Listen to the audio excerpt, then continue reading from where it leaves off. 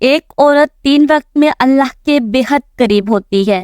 ایک مرتبہ حضرت موسیٰ علیہ السلام نے اللہ سے پوچھا کہ ایک عورت کس وقت آپ کے سب سے زیادہ قریب ہوتی ہے، تو اللہ نے فرمایا کہ اگر تم دیکھنا چاہتے ہو تو فلاں عورت کو دیکھ لو۔ حضرت موسیٰ علیہ السلام نے دیکھا تو بسم اللہ الرحمن الرحیم، ایک مسلمان عورت 3 اوقات میں اللہ کے بہت قریب ہوتی ہے۔ محترم ناظرین، اس ویڈیو میں بتائیں گے وہ کون سے 3 اوقات ہیں جب ایک مسلمان عورت اللہ کے بہت قریب ہوتی ہے۔ لیکن آئیے سب سے پہلے یہ جان لیتے ہیں کسی نیک بخت عورت پر تہمت لگانا کیسا ہے، یعنی کسی عورت کے بارے میں ایسی جھوٹی بات کہنا جو اس عورت میں نہ پائی جاتی ہو، تو پھر اس کی کیا سزا ہے۔ ایک مرتبہ ایک شخص حضرت علی رضی اللہ تعالیٰ عنہ سے پوچھنے لگا، یا علی بتائیے وہ کون سا مرد ہے جس کی تمام عمر کی عبادت اس کے منہ پر مار دی جائے گی اور وہ بغیر حساب و کتاب کے دوزخ میں جائے گا۔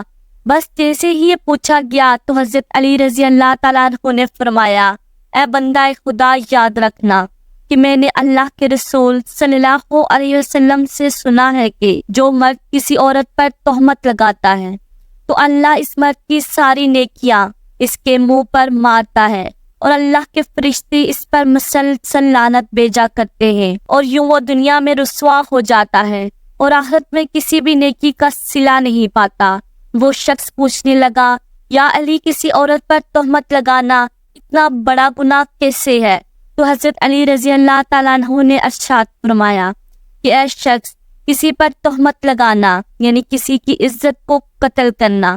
یاد رکھنا اللہ کے نزدیک جیسے کسی انسان کو قتل کرنا ایک بدترین گناہ ہے، ویسے ہی کسی پر تہمت لگانا اس کی عزت اور شخصیت کو قتل کر دینے کے برابر ہے۔ اے شخص، کبھی بھی کسی پر تہمت نہ لگانا، خاص طور سے کسی عورت کے بارے میں کبھی کوئی جھوٹی بات نہ کہنا۔ محترم ناظرین، آئیے اب جانتے ہیں کہ وہ کون سے 3 وقت ہوتے ہیں جب ایک مسلمان عورت اللہ کے سب سے زیادہ قریب ہوتی ہے۔ حضرت علی رضی اللہ تعالیٰ عنہ سے پوچھا گیا کہ اللہ کے سب سے زیادہ نزدیک کون ہے۔ بس جیسے ہی یہ پوچھا گیا تو حضرت علی رضی اللہ تعالیٰ عنہ نے فرمایا، اے بندہ خدا، اللہ کے سب سے زیادہ قریب وہ عورت ہے جو اللہ کے لیے نامحرم سے پردہ کرتی ہے۔ اے بندے، یاد رکھنا اللہ سبحانہ تعالیٰ نے عورت کو رحمت کا مجسمہ بنایا ہے تاکہ وہ ہر وقت گھر کو اللہ کی رحمت سے بھر دے۔ میں نے اللہ کے رسول صلی اللہ علیہ وسلم سے سنا ہے کہ اللہ نے ہر عورت کے لیے ایک فرشتہ مقرر کیا تاکہ وہ عورت کے دل کی آواز کو سنے اور فوراً اس کی دعا کو اللہ کے دربار میں پہنچا دے۔ لیکن افسوس تو یہ ہے کہ جب ایک عورت بے پردگی اختیار کر کے زندگی گزارتی ہے تو وہ فرشتے اللہ کی رحمت عورت سے دور ہو جاتی ہے اور یوں عورت دکھ اور تکلیف کا شکار ہو جاتی ہے۔ اے بندہ خدا، یاد رکھنا کبھی بھی کسی بابردہ عورت کا دل نہ دکھانا، کیونکہ نیک عورت کی بددعا آسمانوں کو چیرتی ہوئی اللہ کی رضا بن کر کائنات میں نافذ ہو جاتی ہے۔ محترم ناظرین، حضرت علی رضی اللہ تعالیٰ عنہ کے فرمان سے ثابت ہے کہ عورت جب باپردہ حالت میں ہوتی ہے تو وہ اللہ کے بہت قریب ہوتی ہے۔ ناظرین کرام، ایک عورت کا اللہ کے قریب ہونے کا دوسرا وقت وہ ہوتا ہے جب وہ پردے کی حالت میں رہتے ہوئے اپنے گھر کے اندر نماز ادا کرتی ہے۔ ایک مرتبہ ام حمیدہ رضی اللہ تعالیٰ عنہا رسول اللہ صلی اللہ علیہ وسلم کے پاس آئی، کہتی ہے، یا رسول اللہ صلی اللہ علیہ وسلم، میرا جی چاہتا ہے کہ میں آپ کے ساتھ نماز پڑھوں۔ سوچے اس سے بڑی کوئی اور تمنا یا اس سے بڑی کوئی خواہش ہو سکتی ہے؟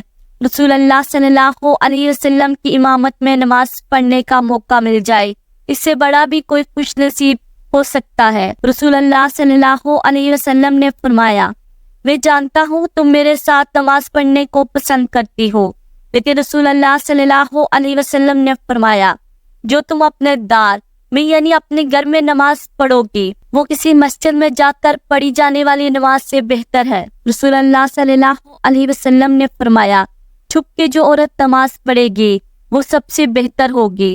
ام حمیدہ رضی اللہ تعالیٰ عنہا نے جب یہ بات سنی تو وہ واپس چلی گئی۔ انہوں نے اپنے گھر کے کونے میں نماز کی جگہ مختص کی جہاں اندھیرا تھا، جہاں کسی کی نظر بھی نہیں پہنچتی تھی۔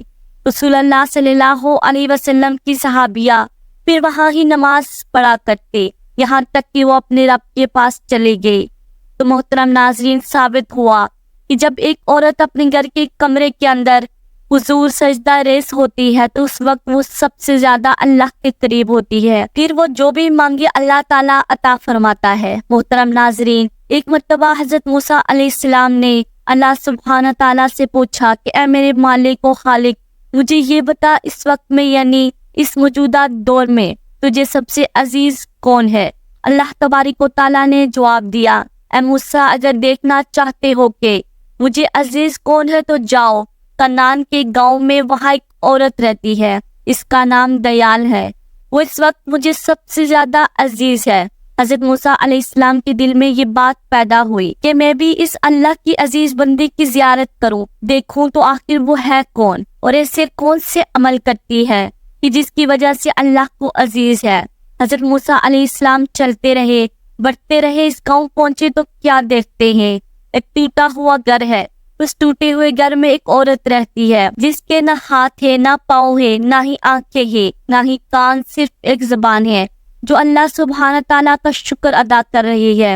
حضرت موسیٰ علیہ السلام نے دیکھا اور دل ہی دل میں کہا کہ اے میرے مالک پروردگار، تو نے اس عورت کو کسی نعمت سے نہیں نوازا، پھر بھی یہ تیرا شکر ادا کر رہی ہے۔ بس حضرت موسیٰ علیہ السلام یہ سوچ رہے تھے۔ وہ عورت کہنے لگی، اے موسیٰ تو اللہ کا نبی ہوگا، اللہ کے لیے یہ نہ کہو، اللہ نے مجھے کچھ نہیں دیا، اللہ نے مجھے جو کچھ دیا ہے میں تو اسی کا شکر ادا نہیں کر سکتی۔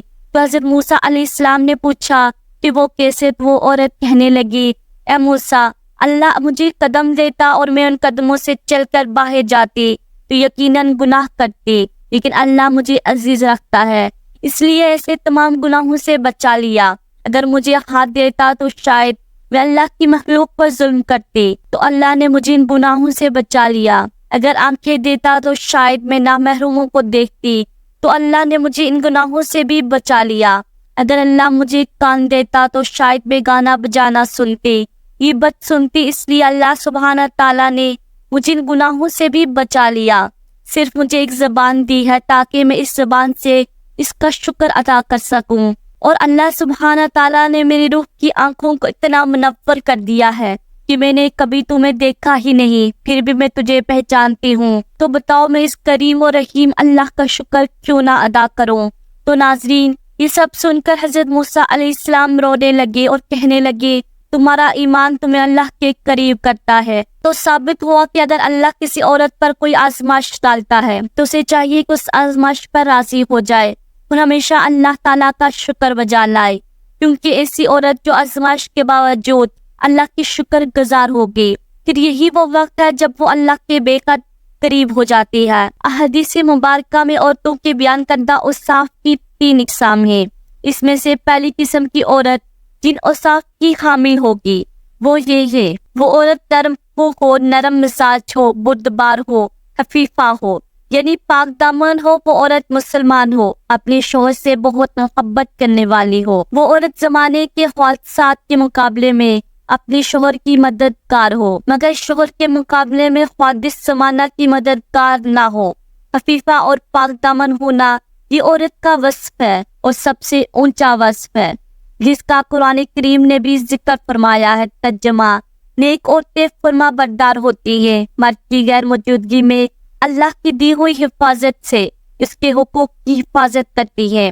دوسرا وصف قرآن کریم نے ذکر فرمایا کہ وہ شوہر کی غیر حاضری میں خیانت نہیں کرتی، بلکہ اپنی عزت و آبرو کی اور شوہر کے مال و اولاد کی حفاظت کرتی ہیں، اس لیے اللہ تعالیٰ نے ان پر حفاظت کا پردہ ڈال رکھا ہے۔ نبی اکرم صلی اللہ علیہ وسلم کا ارشاد گرامی ہے، عورت کو اللہ نے نگہبان فرمایا ہے، اپنے شوہر کے گھر کا اور اس کی اولاد کا۔ اللہ تعالیٰ کی فرما برداری اور احکام الہی کو بجا لانے والی ہو۔ مسلم کے معنی ہے گردن ڈال دینا۔ جو شخص حکم الہی کے سامنے گردن جھکا دے، ان کو بجا لائے، اس کے احکام سے سرکشی اور انکار نہ کرے، نہ زبان سے انکار کرے، نہ دل سے انکار کرے، تو یہ شخص فرما بردار ہے، اس کو مسلم کہتے ہیں۔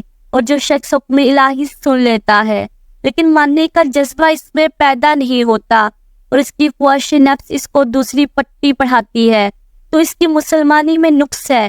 میں تو نہیں کہوں گی کہ وہ مسلمان نہیں ہے، مسلمان ہے، کلمہ طیبہ پڑھتا ہے، لیکن اس کی مسلمانی میں نقص پایا جاتا ہے، کیونکہ مسلم تو وہ ہوتا ہے جو اللہ کے سامنے گردن رکھ دے، گردن جھکا دے، اپنی ظاہری گردن بھی جھکا دے جیسا کہ ہم سجدے میں جھکا دیتے ہیں، اور دل کی گردن بھی جھک جائے۔ اپنے چہرے اور وجود والی گردن تو تم نے اللہ کے سامنے جھکا دی، لیکن دل کی گردن نہیں جھکائی۔ یہ گردن بھی تو اللہ کے سامنے جھکنی چاہیے، اس کی ہر منشا، ہر حکم کے سامنے ہماری گردن جھکی ہوئی ہونی چاہیے۔ اس لیے صرف فرمائی کے لین نرم مزاج ہو۔ کہتے ہیں کہ بد کوئی سخت زبانی یوں تو ہر شخص کے بارے میں عیب ہے، لیکن عورتوں میں وہ تو زیادہ عیب ہے۔ آدمی کو کبھی درشت ہو، بد مزاج، اکھڑ طبعی ہو تو سختی کے ساتھ بات کرنے والا نہیں ہونا چاہیے۔ فطرت کو ناپسند ہے سختی زبان میں رکھے، نہ اس لیے ہڈی زبان میں ہڈی سخت ہوتی ہے۔ اللہ تعالیٰ نے دوسرے تمام اعضاء میں رکھی ہوئی ہے، زبان میں نہیں رکھی۔ زبان کا نرم ہونا اللہ کو پسند ہے، فطرت نرمی کو چاہتی ہے، اور خاتون خانہ کی زبان تو بطور خاص بالکل ہی نرم ہونی چاہیے۔ حدیث شریف میں فرمایا ہے اللہ تعالیٰ خود بھی نرمی کرنے والے ہیں اور نرمی کو پسند فرماتے ہیں۔ اللہ تعالیٰ نرمی پر وہ چیز عطا فرماتے ہیں جو سختی پر عطا نہیں فرماتے۔ حق تعالیٰ شان کی رحمت نرمی سے کام لینے والے آدمی پر جس طرح متوجہ ہوتی ہے، سختی سے کام لینے والے پر متوجہ نہیں ہوتی۔ چنانچہ عورت کو نرم زبان اور دھیمے مزاج والی ہونا چاہیے۔ مرد و عورت کی زبان کب نرم و سخت ہوتی ہے؟ ایک بزرگ فرماتے ہیں کہ مرد اور عورت میں یہ فرق ہے کہ شروع میں مرد کی زبان سخت ہوتی ہے اور عورت کی زبان نرم ہوتی ہے۔ جو عمر بڑھتی جاتی ہے، مرد کی زبان نرم ہو جاتی ہے اور عورت کی زبان سخت ہو جاتی ہے۔ یہ عجیب تجربہ بتایا ہے کہ عمر کا بڑھنا آدمی کے مزاج کے ساتھ اس کی زبان کو بھی نرم کر دیتا ہے، اور عورت کی عمر کا بڑھنا اس کے مزاج اور زبان کو بھی سخت کر دیتا ہے۔ نوجوانی کے زمانے میں عورت جیسی نرم مزاج، شیریں زبان ہوتی ہے، بڑی عمر ہونے کے بعد وہ بات نہیں رہتی۔ خدا جانے کیا قصہ ہے۔ پہرے کیف نرم ہوئی اور نرم مزاجی عورت کا زیور ہے، یہ اس کے حسن اور نزاکت کو دوبالا کر دیتی ہے۔ عورت کی چوتھی صفت ودودہ، محبت کرنے والی، اور یہ محبت کرنا انسان کی فطرت ہے۔ بعض داناؤں کا کہنا ہے، اور یہ کہنا صحیح ہے، کہ دنیا میں محبت کا راج ہے، دنیا میں محبت کا سکہ چلتا ہے۔ میرے خیال میں اگر دنیا سے محبت کا عنصر نکال دیا جائے تو اس عالم میں جس کو ہم دنیا کہتے ہیں، اس جگہ جس کو ہم جہنم کہتے ہیں، کچھ فرق نہیں رہے گا۔ صرف ایک محبت کی شیرینی نے اس پورے عالم کو حسین بنا رکھا ہے۔ اللہ تبارک و تعالیٰ سے دعا ہے کہ نیکی کی بات کو سننے، سمجھنے اور اس پر عمل کرنے کی توفیق عطا فرمائے۔ آمین یا رب العالمین۔ ناظرین، کمنٹس باکس میں اللہ کے 99 ناموں میں سے ایک نام ضرور ٹائپ کیجیے گا۔ شکریہ۔